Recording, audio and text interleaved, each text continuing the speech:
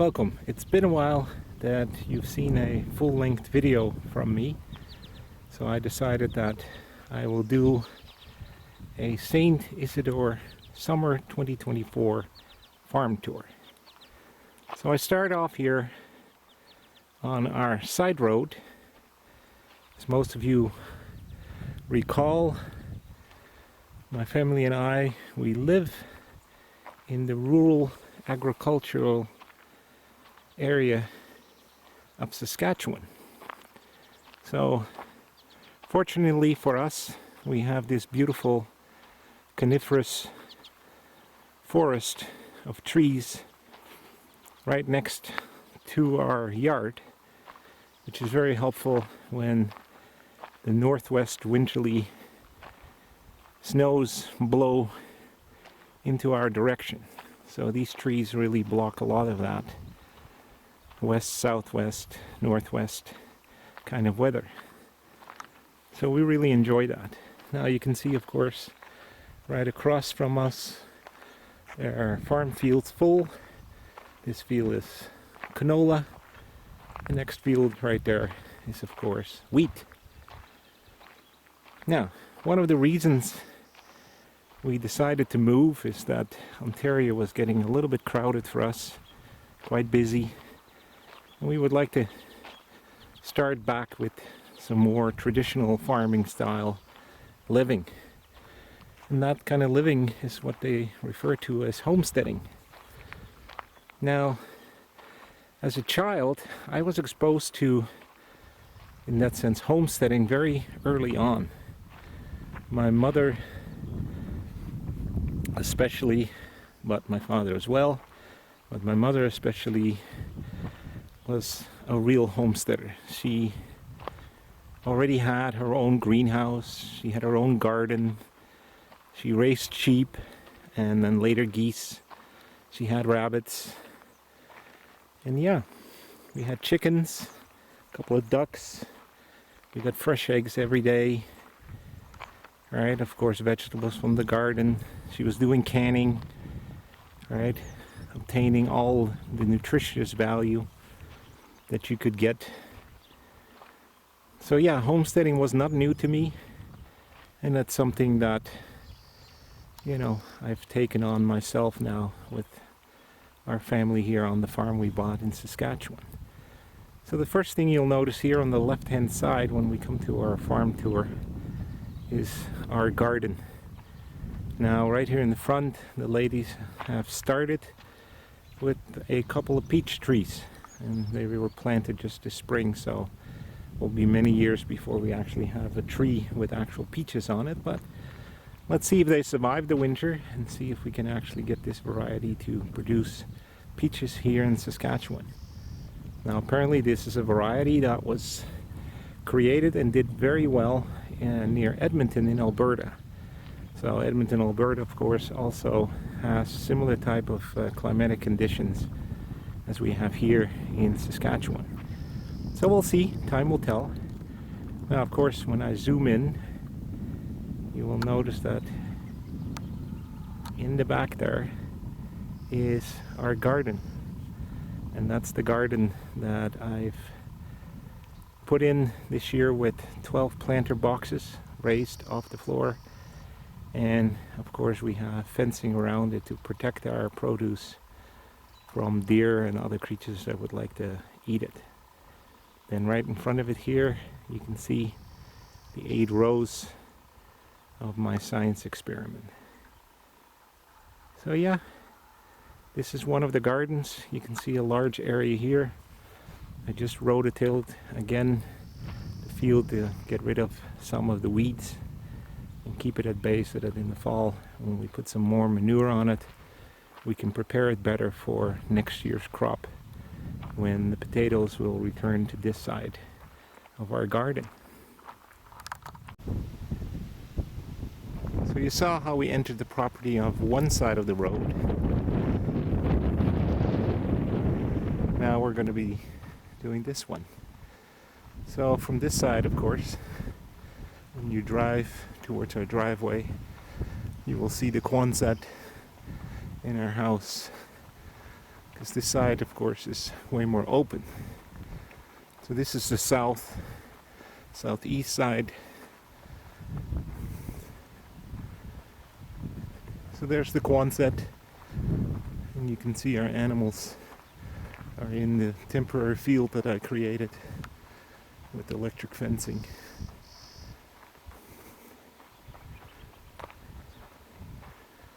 So we have a few evergreens here to break the wind if possible. Some have died over the years, possibly due to farm sprays that are used. We've had a bit of problems with that in certain years.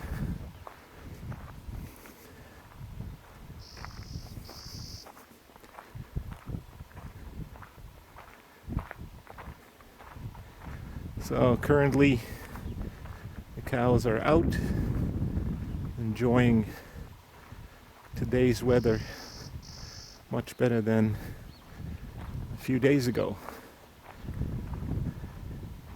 When I recorded a few days ago, it was definitely no wind and a lot warmer and really muggy. Today, less smoke, more wind, cooler air, definitely cloudy day. So here we can see lavender in the foreground, daisies in the back.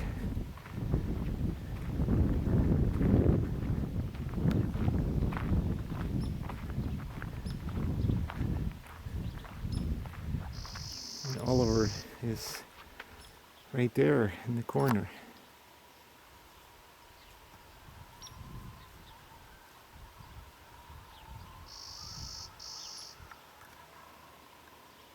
There we have Oliver.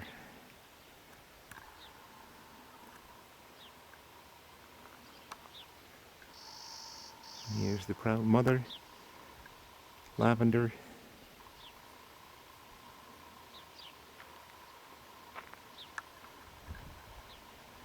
Here's the son Andrew, and Daisy laying down regurgitating the fresh grass she just ate.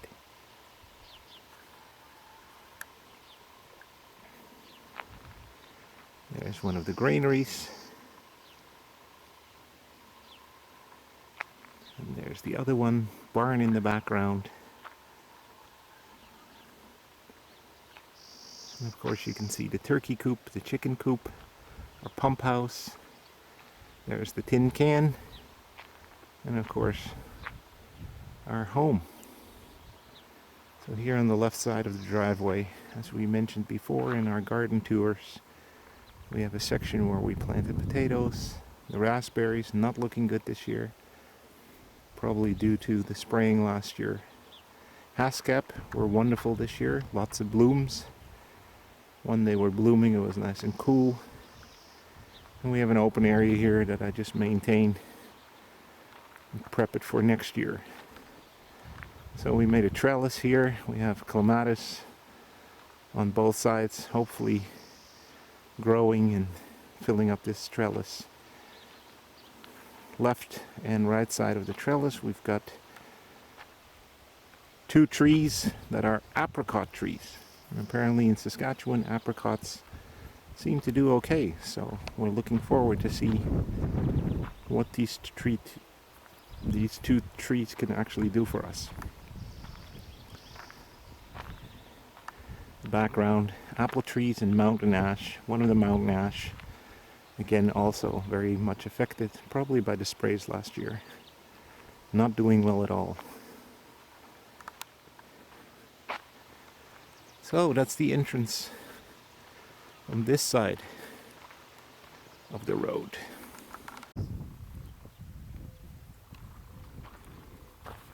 So when we continue on our side road, the roads here, like these, of gravel stone, you will find them everywhere in Saskatchewan, and they're long, dusty and long. Again, there's our wheat field from our neighbor. And so here we can now start to see some of our farm property, you will notice over there we have our Homestead that I've explained in a previous video. And of course, when you start to turn, you can see our barn, our two granaries that are now animal shelters. And then slowly but surely, when you go around the tree line here, you will see our house in the distance with a tin can. And of course, here in the front we have our garden. This year's crop here in the front will be potatoes. So we need a little bit more rain to help out with the growth of our potatoes. The last couple of days have really been summer-like, with temperatures around 30 Celsius. And I think that's around 85 to 90 Fahrenheit. It fluctuates quite a bit here. Sometimes it's 29 and it's 31. But that's the start of our driveway. And of course, when you go into our driveway, then you have an idea of our layout. So you can see, if you drive straight ahead into our tin can, it's the only one that's been sided with metal, so that's why we have nicknamed it the tin can. Our house on the left, some apple trees in the front there. You may have seen that from the spring garden tour. So lots of weeding to do, unfortunately, but other priorities must be completed first. So weeding is on the back burner. And again, we still have a row of trees here, trying to protect our property from southerly and southeasterly winds.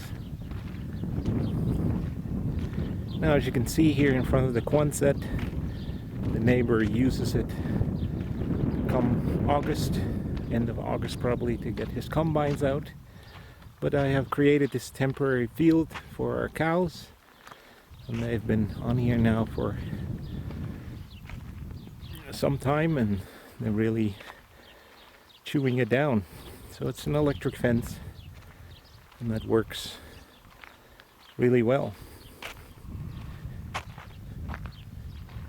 So as we continue to walk along our driveway, right, more details of buildings you've seen before in previous videos that I've tried to explain. Now we've started planting new plants, so we hope to increase the diversity of our property.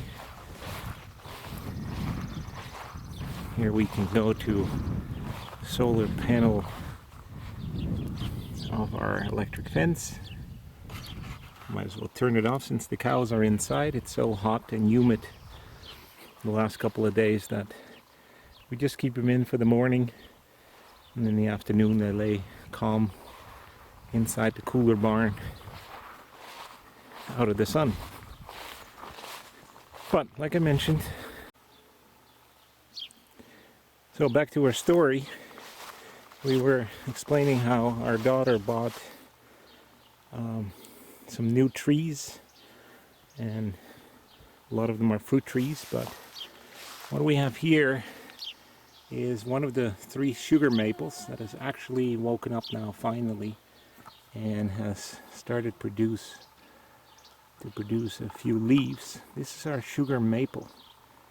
So of course it will be many years before we actually can harvest any maple syrup from it, but needless to say, we hope to continue to get a few things from that. So here's another patch that we didn't put anything in this year. We're letting it rest for the potatoes, probably maybe next year or the year after. So I wanted to make sure the weeds were done and we have a chance to fertilize it with some old-fashioned cow manure this fall. So on the tree line here you can see we've got a couple of more young plants. These are elderberries we planted, and there is a type of wild elderberry here with red berries that actually are poisonous. Bugs are attacking me, unfortunately, but this elderberry already has flower heads in it, so that's quite amazing. So we'll see what happens this year with this elderberry. But of course, flowers are a beautiful thing for our bees. And you can see here our hive. The bees are quite busy going back and forth. And the top box is now the first box in which they are starting to build the honey wax cones and fill them up with beautiful sweet honey. So that's our bees. This was a former apple tree. I also did a short on this one, how even though the tree was really broken and finished and died off, it has all these young shoots everywhere. And we'll see what happens from this end. We'll probably trim a few down and we'll keep the healthiest ones and see what happens. And here we have a few trees that we also planted this spring. These are pear trees. Now this one is not so hot compared to the other one. The other one does much better, but time will tell. We'll have to see what happens. Here there are some apple trees here. These are apple trees we picked up locally. They're a lot more advanced in growth and size. So hopefully in a few years. This is a variety called Odyssey. So hopefully in a few years we'll have some nice apples from that.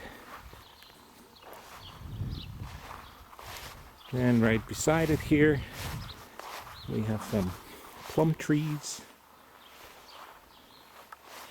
which is also a beautiful fruit to eat. Makes beautiful jam. So they've woken up and they've germinated and they're doing well. So there's our home. Have to do a video on the home yet. Tell you what we did with that. So over here is the first of two.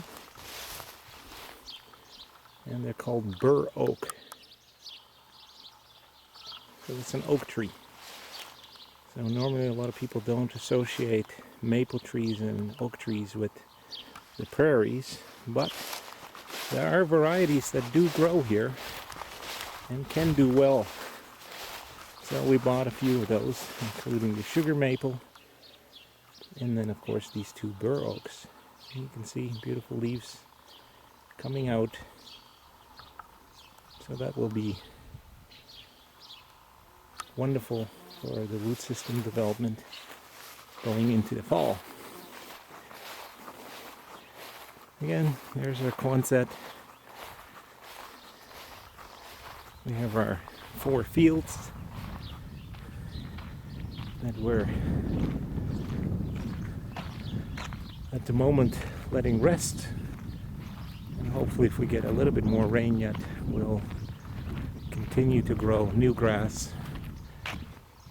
There's a lot of this wild clover with these yellow flowers, the sweet clover. There's also dandelions in there.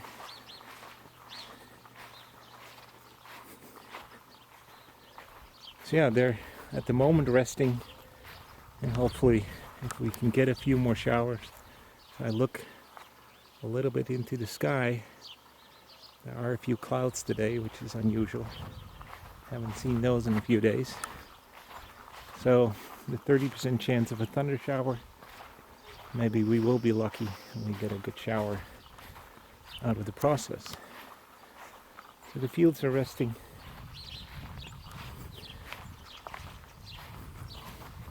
Now this is the field that we're currently using for our 3 pigs, our kuni pigs that we got earlier this year. And let's see, there we have Benson and Tongs, and Nancy was hiding right there underneath.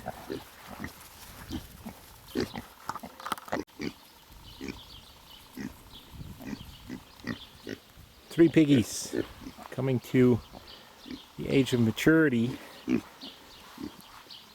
She's approaching, Nancy and Tongs are approaching their 11 and 12 months old. Benson, I think, is already a year old. So he's a little frisky. And of course, hopefully we can separate him in time so we don't end up with piglets.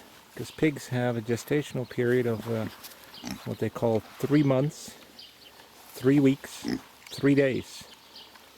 And that's pretty well the standard for pigs to have piglets. And of course in 3 months and 3 weeks we are almost in winter time, so we really don't want piglets in the winter. It's very harsh for the piglets and very harsh for the cow. So the granaries that we started fixing up last year are used for the pigs.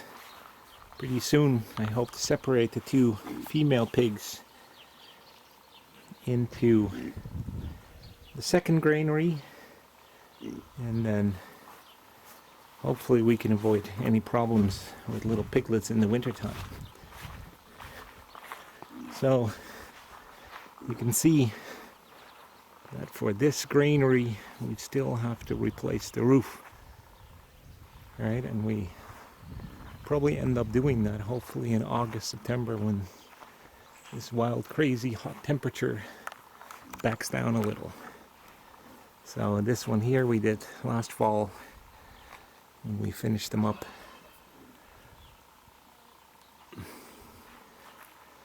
Now, one of the things we've started with is to convert about 2 acres of land back to grassland.